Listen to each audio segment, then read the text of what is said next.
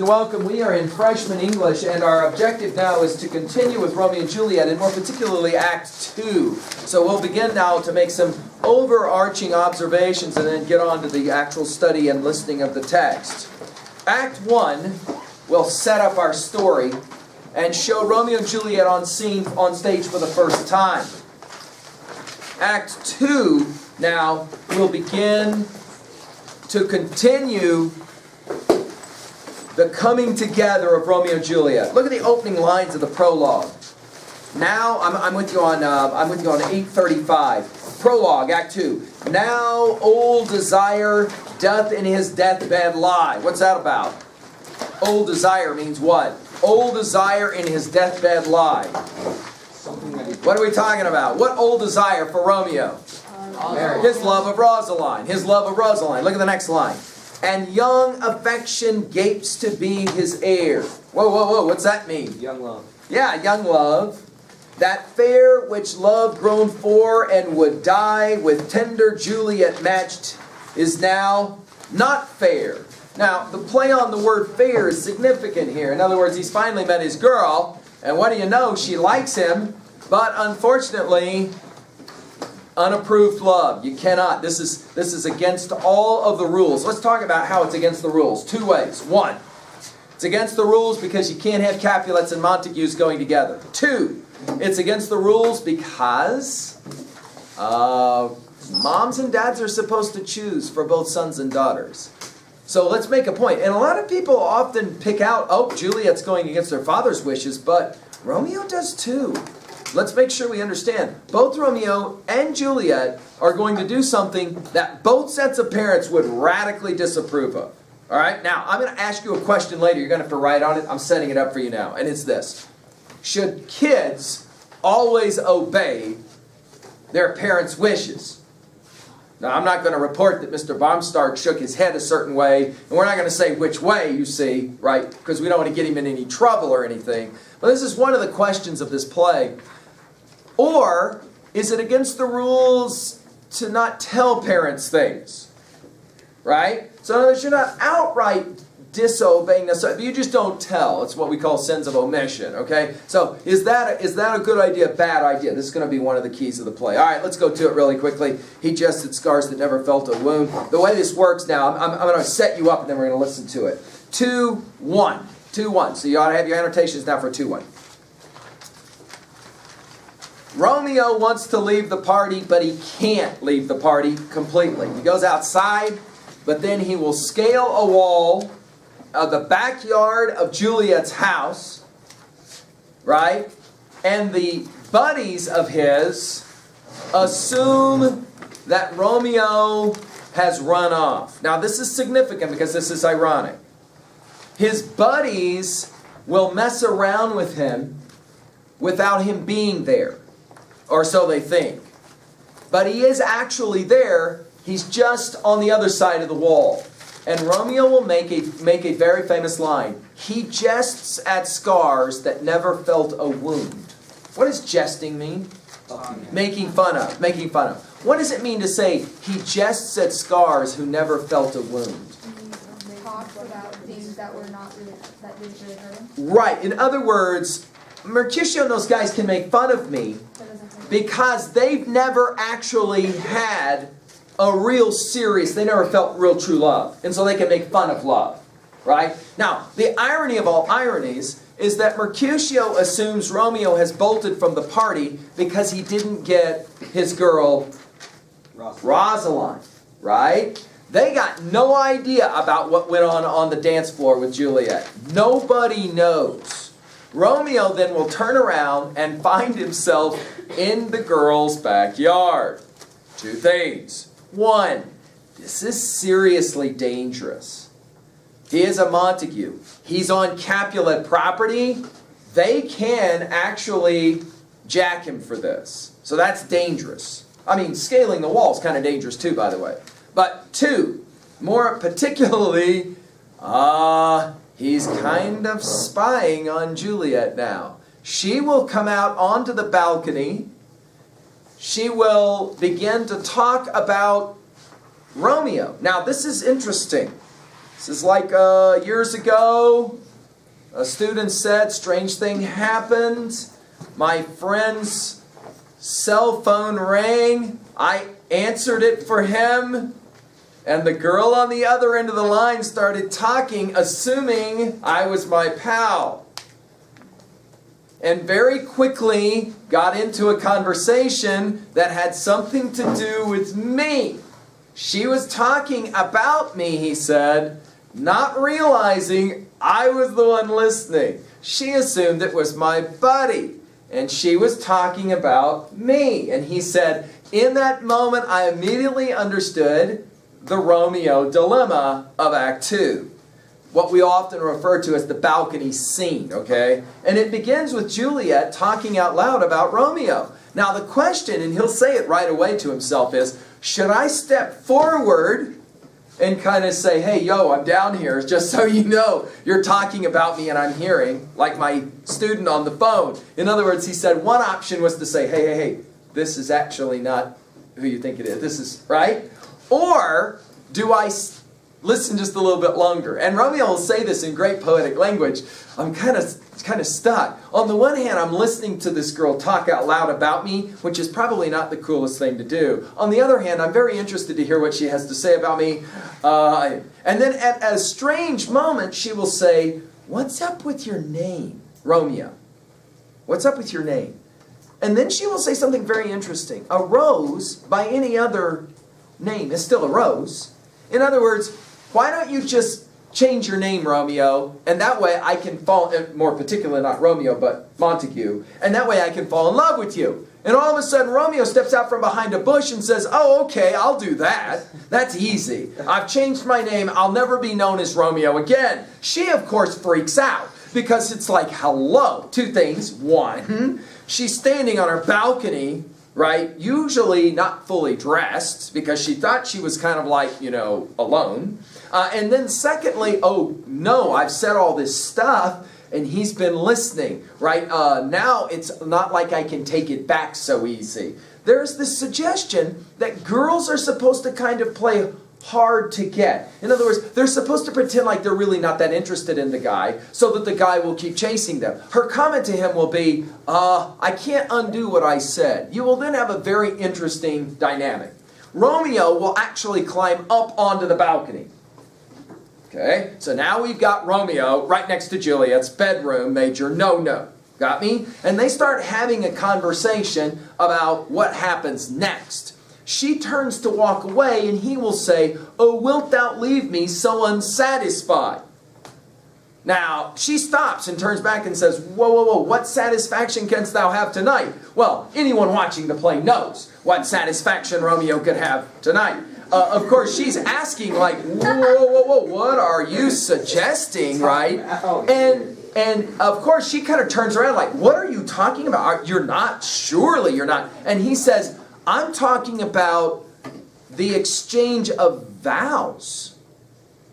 That is to say, let's get married. Now, if you do any mathematics of the number of lines these guys have spoken between each other, let's just say it what it is. It ain't much. And all of a sudden, Romeo's ready to jump to, let's get married. Are you ready for this? Not married in a year or two, not married in a few months, married tomorrow. Tomorrow. Now again, this is Shakespeare compressing that time down. So you got two people who just met on a dance floor an hour ago, and now they're talking about, dude, let's get married tomorrow.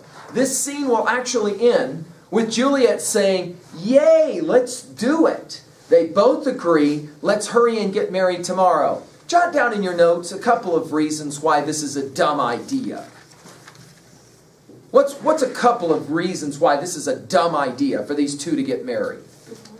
What's the most obvious reason? Because You don't know each other. Right. Why would you get married to someone that you met 20 minutes ago? Good one. Two, what else?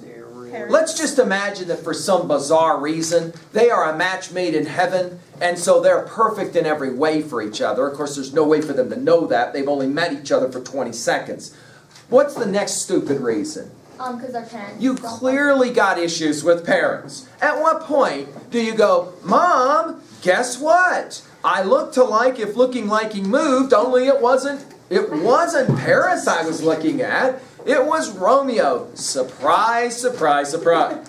Yeah, what's the biggest problem about the two families? What's the first act and the first scene of the first act reminding us about?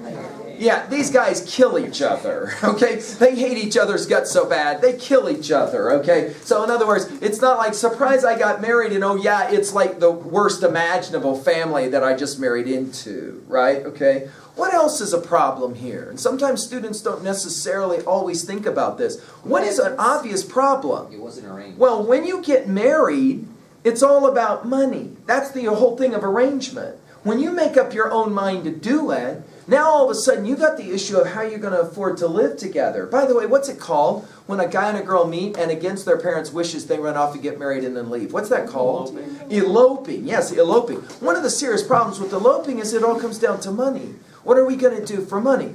Part of the problem here is these two guys come from very wealthy homes where they've never had to work.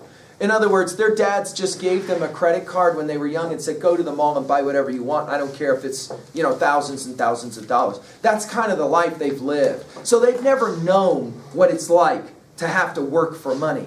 Of course, part of this dynamic is, and this is why guys are so much older than girls, the guy is supposed to have a fully fledged job of some kind, which is why he's got to be much older. And then he'll marry a much younger girl, which is why Paris is so much older than Juliet. You've got two young kids who are going to get married. What are they going to do for money? Where are they going to go?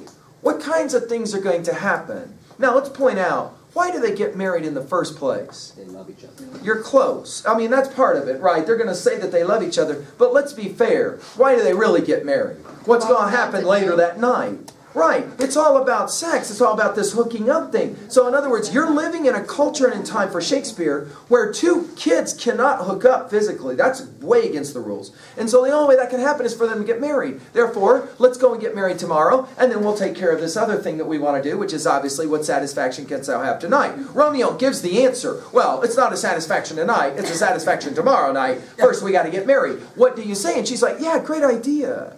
Now, this begs a really intriguing question. Who's stupider, Romeo or Juliet? That is to say, who's smarter, guys or girls? And a lot of times, see, this debate goes, well, girls are way smarter than guys, or guys are way smarter than girls. In this scene, it almost seems to appear that both of them have some serious issues in regards to making decisions. Their emotions are you ready for this? This is the whole head versus the heart thing, right? The head, I think through stuff, I'm reasonable, I'm logical. The heart, I'm intuitive, I just do whatever comes to my brain, whatever I feel like doing, my emotions are in charge. Notice this dynamic works that way. All right, here we go now. We'll just watch and listen. We are in Act 2 prologue and then scene 1.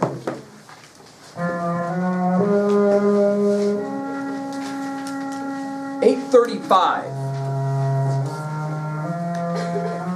Now old desire doth in his deathbed lie, and young affection gapes to be his heir.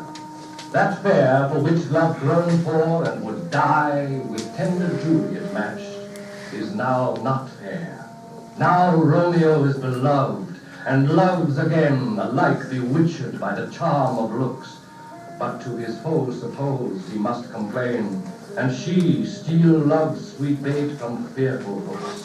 Being held a foe, he may not have access to breathe such vows as lovers used to swear, and she, as much in love, her means much less to meet her new beloved anywhere. But passion lends them power, time means to meet, tempering extremities with extreme sweet.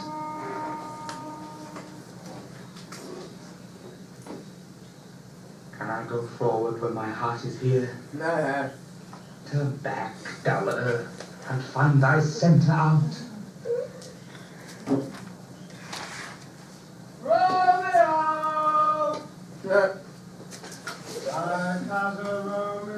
Boys like to make fun of boys in love. Watch what he says. The assumption is to talk about Rosalind, right? Read it. You ran this way and left this orphan warm. Now, come, Joseph. Romeo! Humans! Madman.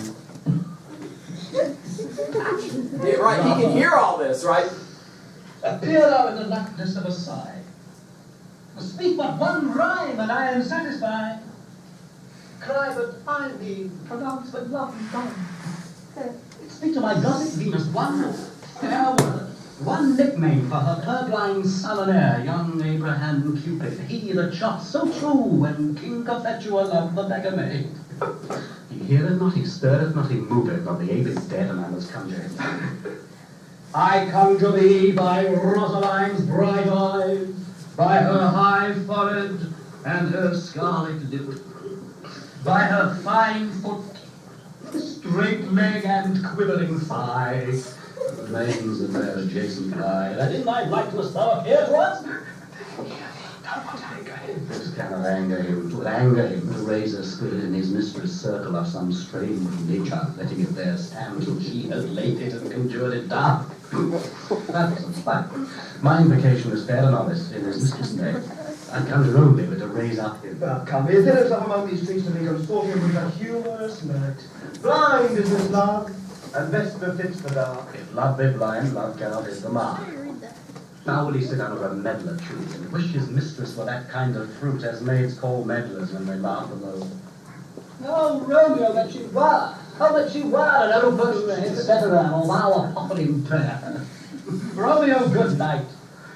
Out to my truckle bed. This field bed is too cold for me to sleep. Come, here we go. Go then, for 'tis in vain to seek him yet, it means not to be found. Note the irony. They assume that he is still moping around about Rosaline. Of course, Romeo's walking on clouds right now, right? And they're making fun of the fact that, oh, seriously, you bolted from us because you're so sad you didn't get to dance with Rosaline or talk to her or whatever.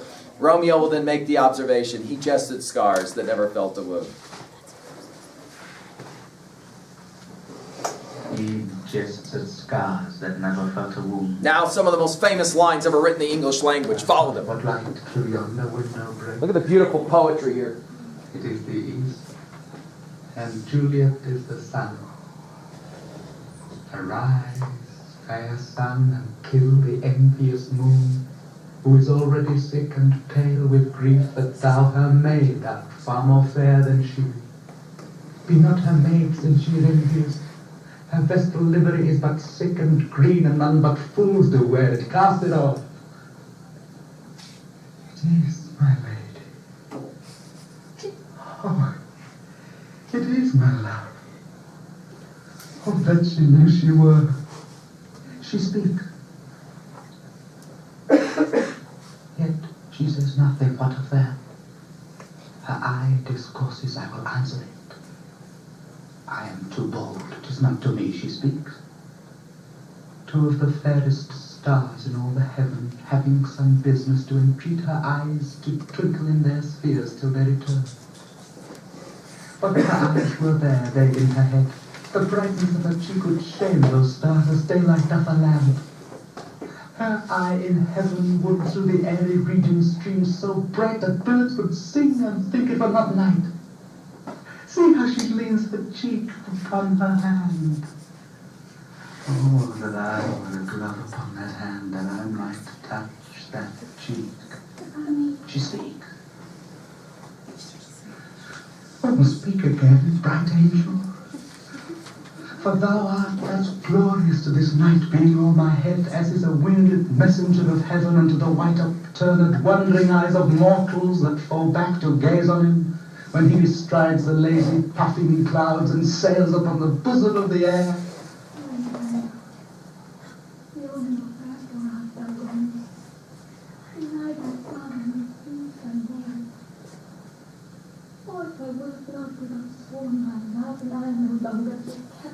Shall I hear more or shall I speak at this? But thy name is in my memory. Thou art thyself the nothing wonderful. What's wonderful? It is nor hand, nor foot, nor arm, nor face, nor any other part belonging to a man. Oh, be some other name. What's in a name?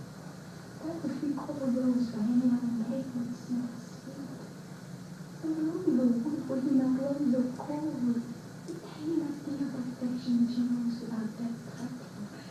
Romeo, doth thy name, and for thy name, part of thee take all all myself. I take thee at thy word. Only but love and have been baptized. Henceforth I never will be Romeo. Man without justice bring the mice and stumblers on my counsel. By a name I know not how to Right, he doesn't know what to call himself now. My name is saint is hateful to myself because it is an enemy to thee. Had I it written, I would tear the word. Did you see he called her a saint? 100 words of thy tongue utterance, yet I know the sun. I thought not Romeo and have wanted you. Neither, fair maid, if either thee dislike. Canst thou neither tell me and wherefore? The orchard walls are high and hard to climb, and the place death, considering who thou art, if any of my kinsmen find thee here. With love's light wings did I outperch these walls, for stony limits cannot hold love out.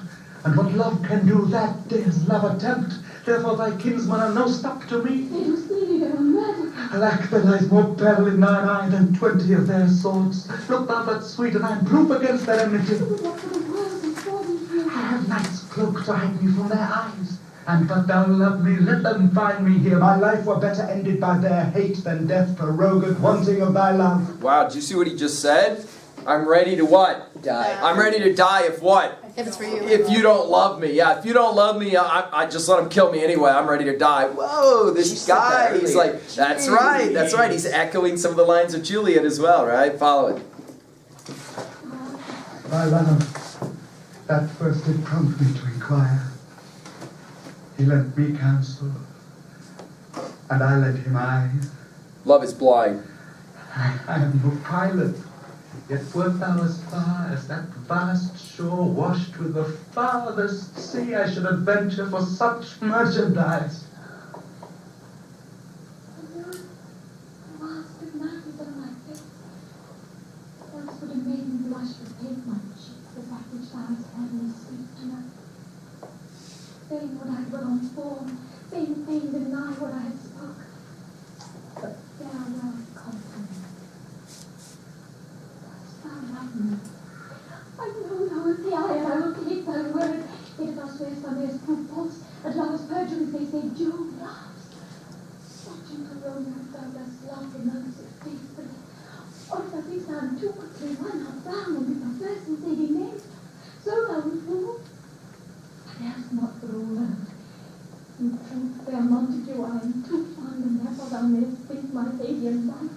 But trust me, gentlemen, I'll prove more true than those that have more cunning to be strange. I should have been more strange, I must confess, but that I overheard say I was there my true love passion. Therefore pardon me, and not impute this yielding to light love which the dark night hath so discovered. Lady, by yonder blessed moon I vow that tips with silver all these fruit treetops. Where by the moon, the inconstant moon that monthly changes in her circled all, lest that thy love prove likewise therein. What shall I swear Do by? not swear at all.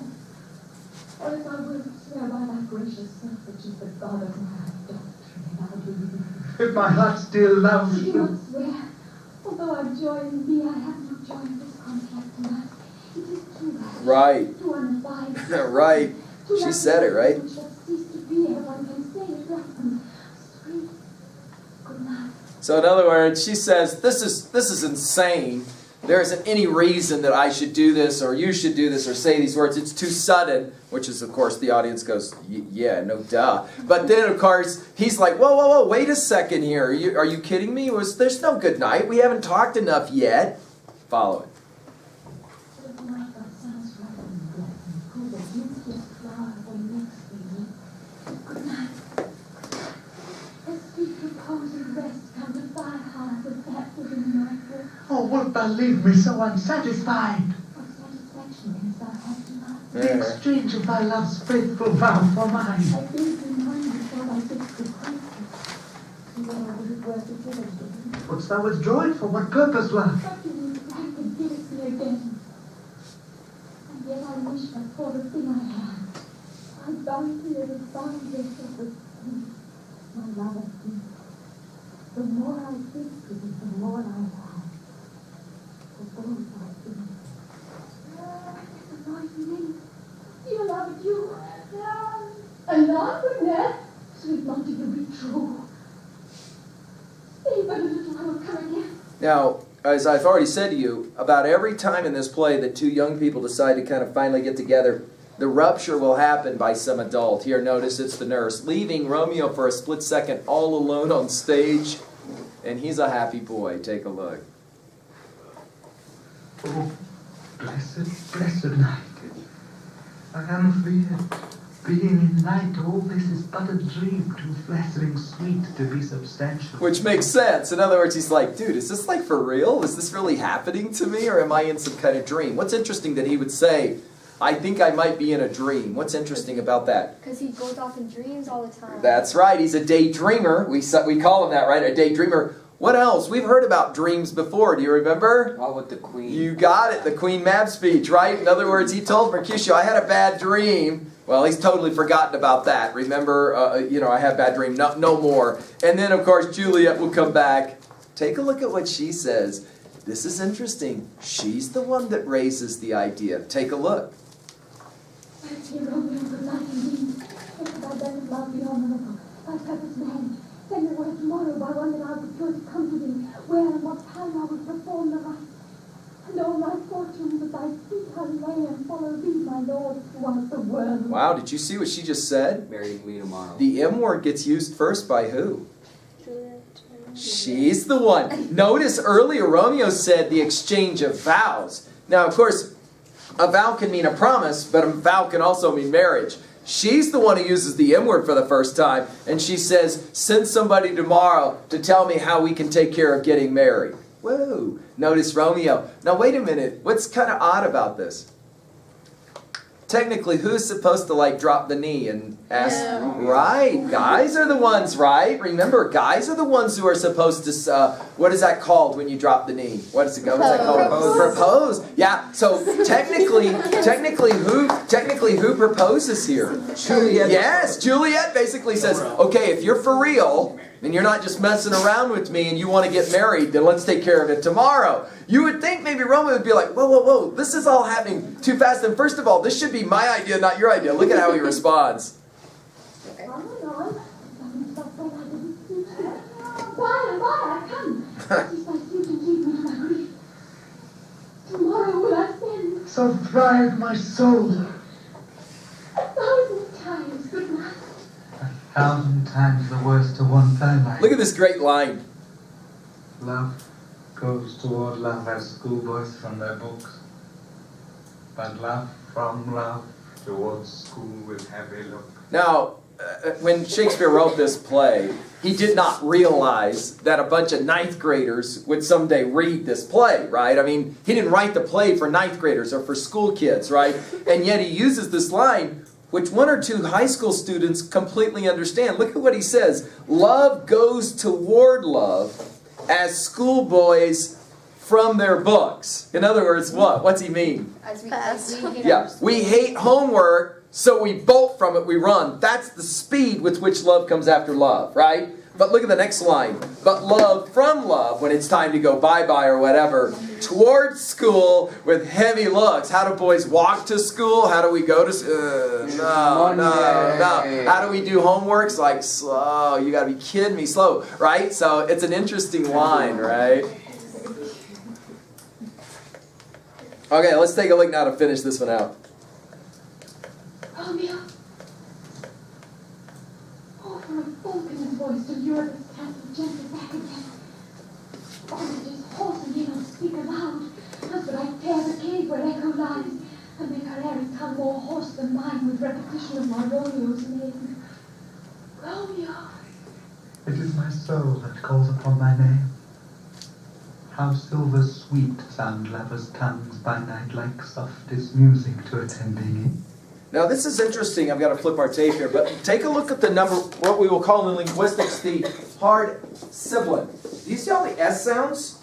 Go ahead and try and read that just to yourself in your own head and hear all those S sounds. You can't read that line. Do you see what he says about silver and all that? Go ahead and try and read that real quickly and see that it's hard to do that without saying all those S sounds really hard. See that? The poetry of Shakespeare playing games, right?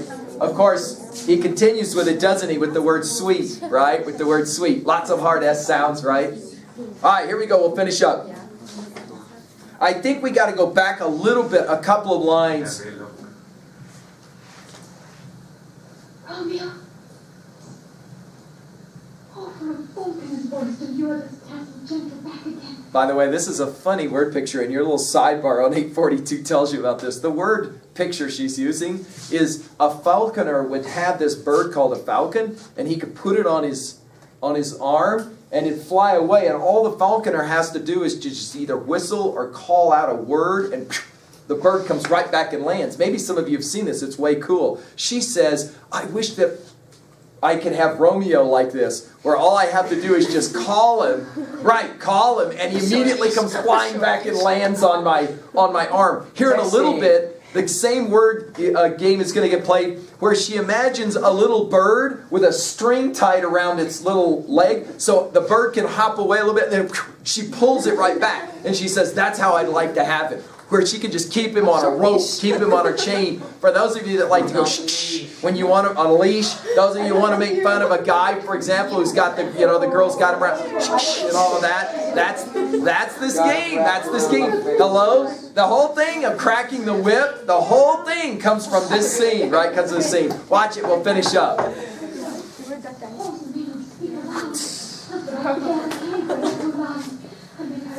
More horse than mine with repetition of my Romeo's name. Romeo. Notice how many times his name gets mentioned. On my name. How silver sweet sound lovers' tongues by night, like softest music to attending ears. Romeo.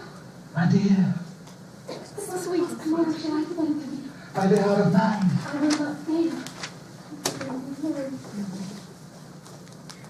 I have forgot why I did call me that. Let me stand here till thou remember it. I shall forget to have thee still stand there, remembering how I love thy company. And I'll still stay to have thee still forget, forgetting any other home but this. It is almost morning. I would have you gone, Watch. and yet no farther than a wanton's bird that lets it hop a little from his hand like a poor prisoner in his twisted giant, and with a silk thread plucks it back again. So loving. Thy word, thy bird. Look, and he's like, oh, that's great. I'll be your bird. I got no problem with that. I'll jump away for a couple, and then, coming back. In other words, he's got absolutely no problem with this. He's like, yeah, that'll be great. He's completely whipped, and it happened in all of what? 2-3 minutes? Seriously? Juliet must be one heck of a person.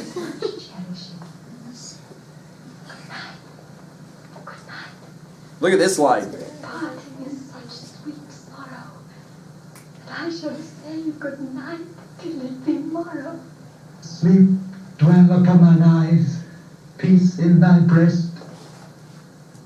Would I were sleep and peace, so sweet to rest. Hence will I to my ghostly friar's close cell, his help to crave and my dear help to tell. So we'll finish then 2-2. And that's an easy way to remind yourself, and it's an easy mnemonic. 2, of course, is the act. 2 is the scene. And then, of course, you're talking about two lovers, Romeo and Juliet. So it's an easy way to remember this scene is, of course, the most famous scene of the entire play. All those lines, Romeo, Romeo, wherefore art thou Romeo? Why are you named Romeo? And all of that. Let's jump now to 2-3. And we have an interesting shift.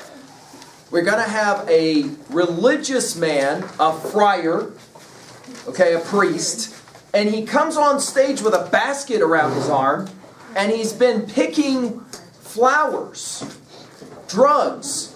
He picks flowers that can be used for different medicinal purposes. And as he picks these flowers, he speaks some really interesting words about dope, about medicine, about drugs. That is to say, it's interesting. Drugs can be used for good, but they can also be used for bad. Now, for your notes, write down, this is what we call the great paradox continues. Paradox, hyperbole, opposites. Watch what he says. Read it. And then, of course, Romeo shows up and says, hey, I got a request. I need to get married. And he's like, oh, so Rosaline said It's okay. And Romeo's like, what? No, Rosaline? Dude, no, not Rosaline. I'm Juliet. And Friar Lawrence is like, what are you talking about? So now it's not Rosaline anymore. And then he says something really disturbing about guys and falling in love. That one or two girls are going to say, seriously, right. Take a look at this.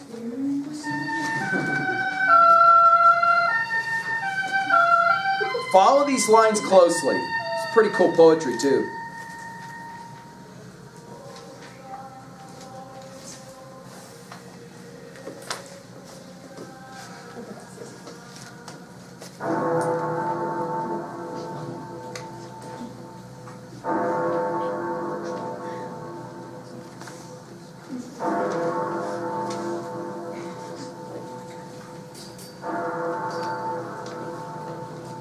Grey-eyed morn smiles on the frowning night. Bottom of 844. Flickering the eastern clouds with streaks of light, and fleckled darkness, like a drunkard, wheels from forth day's path and tightens burning wheels.